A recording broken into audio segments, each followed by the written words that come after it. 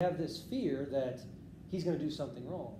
So one of the things that I've done, and I'm willing to tell anyone this is what you should do, this is absolutely what you should do, is you should create a signal system that you can see from the bench. So if your catcher's calling pitches and it's disguised, well, now it's disguised for everyone, and we're like, oh my gosh, what if he called a changeup? What if he called a changeup? He's going to speed his bat up.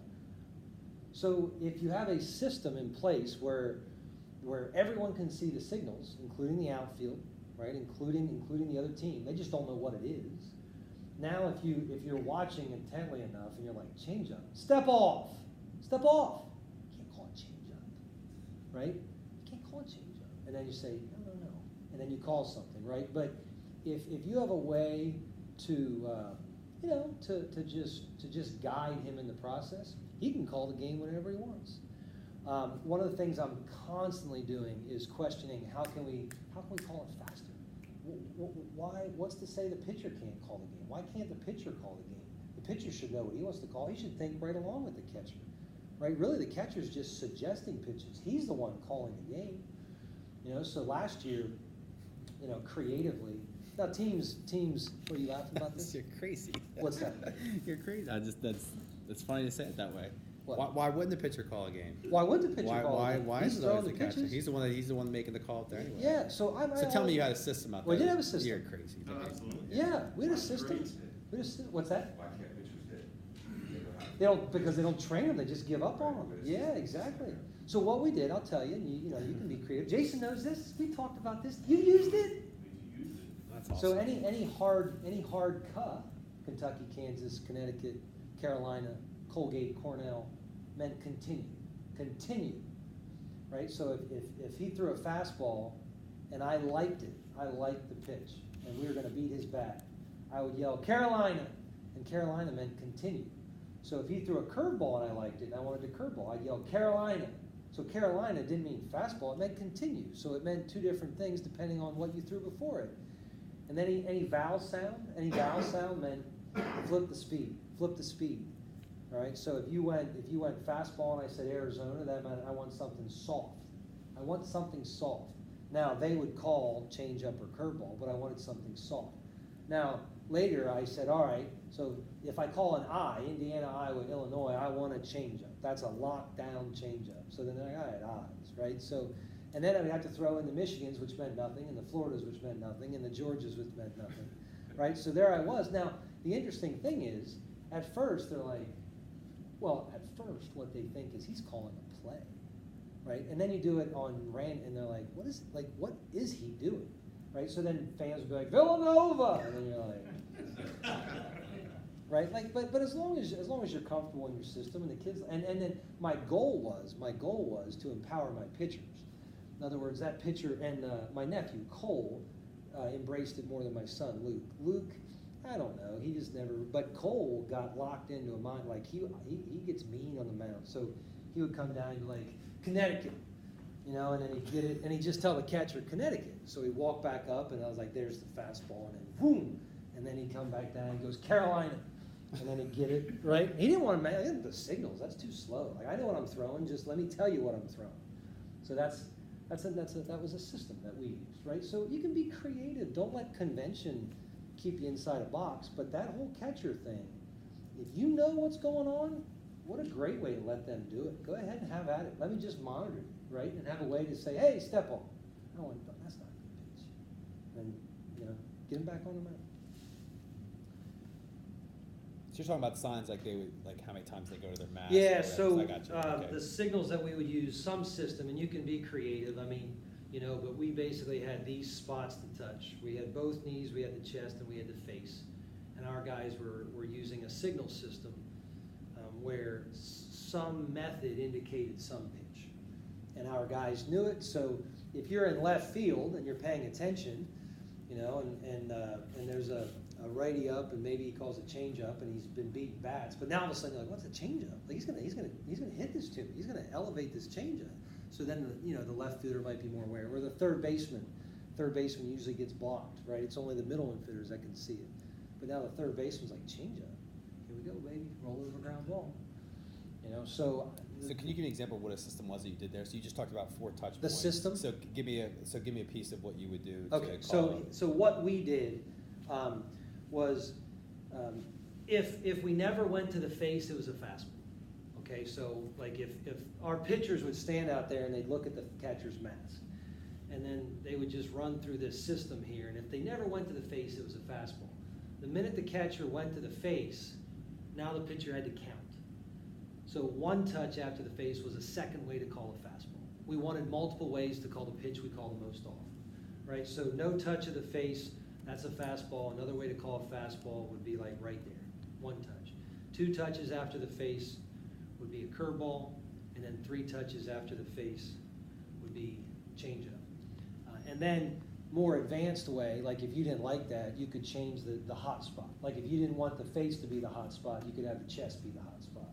So like if you said, hey, we're gonna change the hot spot to the chest, then as long as he didn't touch the chest, it was a fastball. The minute he touched the chest, then you start counting, that was a fastball. The minute you touch the chest, then that's a curveball. I think we have a lot of value, and we could do this as an organization later, would be that, you know, especially as kids get older and kids are going to start calling pitches, they're going to find ways that, you know, when you do your traditional calling, to just begin to teach our kids to think that way, say, if we need to change it up, we can go, or just use that system continuously. Yeah. But hey, when we have a runner on second, let's go to a different set of signs, just so our catchers are growing in their understanding and our. Well, and that's the other thing that never brought up. Our pitchers, the pitcher and the catcher never had to come out here, let's get our signs straight. Because we were constantly just saying, here it is, if you can figure it out, have at it. You know, because what I wasn't interested in, I wasn't interested in concealing the signs, so I wanted to tell our other guys what was coming. You had, I was just gonna say, 'cause the old conventional way with the signs, you gotta rely on your middle infielders, flash your outfielders, you know, so they know what's coming. So going that way, it really, your whole team understands what pitch is coming. You know, they can then adjust themselves without. yeah. That's actually, in Major League Baseball is now doing that too. Like, that's one of those things, I was like, I have no idea why that's not. Well, I'll tell you why it's not common. It's not common because in professional baseball, when guys get traded, right, they have to have a consistent way that is universal across the board. Right, in college, when you get guys for 4 years and they're your guys, or high school, or you can do whatever you want. But in professional baseball, when the guy in the Tigers could be on the Yankees net, you can't have this system. Like, it's got to be universal so everyone knows. You know, so. But if you have a team, you can do that. There's no reason why you can't. Now, let's get back to, you do your signs, because it's something we struggle on, is we go through all that, and then the pitcher shakes off. 1 touch after. Absolutely. 1 touch. So he's saying, all right, when you go through that system, you call a fastball and he wants a curveball. Then I would just go boom, boom, curveball, 2 touches. 1 touch, fastball, 3 touches, changeup. I wouldn't go through that whole system. Just 1 touch, fastball, 2 touches, curveball, 3 touches, changeup. 9 minutes, then they're out of here. Anything else? Yeah. What's your thoughts on, as far as, like when you're in tournaments, how important is it to win Saturday game versus saving pitchers for Sunday? You know, that managing your pitching staff, I guess. Yeah, I mean that's the question without an answer. Only because I don't know how deep your pitching is. I'll say this: most competitive individuals, I'm assuming all of you are competitive. One of the most disheartening things is to lose game 1, and then to question, are we going to play meaningful baseball on Sunday? Which is what your boys want to do. You want to play meaningful baseball on Sunday. So, having said that, game 1, I always err on better than worse, and I can pull you if need be. I know we're all hypersensitive to that pitch count now. In many tournaments, they lock you in. But, you know, that first game, I'm throwing probably not my 1 unless I'm really familiar with who they are. But my 2 or the 3 isn't out of the question. You know, now if I, yeah. I was gonna say, to add to that, when we were younger, we used to do, like committee, just do one inning, start, you know, break up your horses with, you know, your second Yep. guys. Yep. You know, like 4th inning, okay, maybe I don't have to. Yeah, which is a good little. But that being bullpen. said, I thought maybe Brett had said something, maybe you had said something too about we got to be careful in terms of like the wear and tear on an arm. I thought I heard somewhere that we would rather a kid go out and throw 85 pitches on Sunday then throw 40 pitches on Saturday and come back and throw 40 on Sunday. Is that, did I hear that right? Yeah, that's probably fair. I mean, well, that's why they made those pitch count rules for that or the pitch count stuff, you know. Mhm. So I know some people can rebound faster, but some people, once you run them, I don't care where you stop them, they're done. They've run, you know. So, and it's tough to know. I mean, a lot of times 9, 10, 11-year-olds don't necessarily go, my arm hurts. Like they feel like, I'm good. Yeah, I know, but I just don't know what the residual is to overworking you as a 9, a 10, 11. Like, are you going to feel it as a 13, a 14? And then you're going to blame that coach. Maybe I'm doing it to you. So, yeah, I'm not saying that I didn't do it. You know, a couple years ago when I throw someone on Saturday 35 and then bring them back 70 on Sunday, I just know it's not preferred. It doesn't feel right, you know. But if you do a 1 inning and you monitor, 1 inning's okay. 1 inning's okay. Most everyone will say, yeah, that's just getting you loose. I think it really depends on the structure of the tournament though as well, and who the team is that you're playing. I mean, we played MSI. You threw, you know, we played MSI, and the winner would go on to the championship rounds or the semifinals, and the loser was out. You know, that was the best team there against us, so you threw our ace, right? So. Saturday, 8 a.m. Luke, you got the ball. Saturday, 8 a.m. Yeah, but if we don't win, it's over. You know, they threw their guy, we threw our guy.